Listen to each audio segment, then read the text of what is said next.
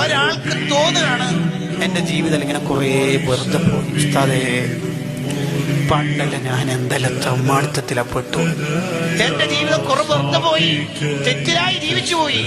ഇങ്ങനെ ഒരാൾക്ക് കഴിഞ്ഞ കാലത്തെ ജീവിതത്തെ ടെൻഷൻ ആവുന്നുണ്ടെങ്കിൽ ഒറ്റൊരമലെ നിനക്ക് വേണ്ടു, സ്വലാത്ത് ഉണ്ടായാൽ മതി. സ്വലാത്ത് ഉണ്ടെങ്കിൽ കഴിഞ്ഞ കാലത്തെ ദോഷവും പൊറുക്കും, വരാനിരിക്കുന്ന കാലത്തേക്ക് ഇൻവെസ്റ്റ്മെന്റ് ആവുകയും ചെയ്യും എന്ന് അബുൽ ഹസൻ ശാദുലി റളിയല്ലാഹു അൻഹു പറയുന്നു. യൂസുഫ് നബ്ഹാനി റഹ്മത്തുള്ളാഹി എടുത്ത് ഉദ്ധരിക്കുന്നു. നമ്മളൊക്കെ സ്വലാത്തിന്റെ അഹലുകാരാവണം. നമ്മൾ ചൊല്ലുന്ന സ്വലാത്ത് ആരും അറിയണ്ട, സ്വലാത്ത് എങ്ങനെ ചൊല്ലിയാലും കൂലി ഉണ്ട് എന്ന് പറയുമ്പോൾ തന്നെ റിയാഓ കിബറോ വന്നാൽ ഹറാമിന്റെ കുറ്റവും ഉണ്ട് എന്നുള്ളത് ഓർമ്മയിൽ വേണം. നമ്മുടെ സ്വലാത്തിന്റെ എണ്ണ ആരും അറിയണ്ട, നമ്മൾ ഇത്ര സ്വലാത്ത് റബീഉൽ അവ്വൽ പൂർത്തിയാക്കി ഇത് മത്സരിക്കണ്ട.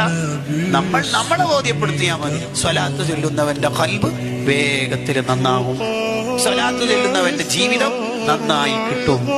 സ്വലാത്തിനുള്ള പ്രത്യേകത ബാക്കി ഒറ്റ ഇബാദത്തിൽ നമുക്ക് കാണാൻ പറ്റൂല.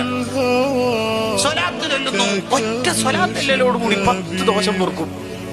സ്വലാത്താണെങ്കിൽ എന്തായാലും സ്വീകരിക്കുമെന്ന് ഉറപ്പുമില്ല. ഒരു സ്വലാത്ത് ചെല്ലുമ്പോൾ 10 ദോഷം പൊറുക്കുമെങ്കിൽ ഒരു ഡെയിലി ഒരു 10-50 സ്വലാത്തല്ലേ അയാളുടെ ജീവിതത്തിൽ എന്ത് ദോഷം ഉണ്ടാവുക? സുബ്ഹാനല്ലാഹ്, നമ്മുടെ സ്വലാത്തിന്റെ അഹലുകാരാവണം.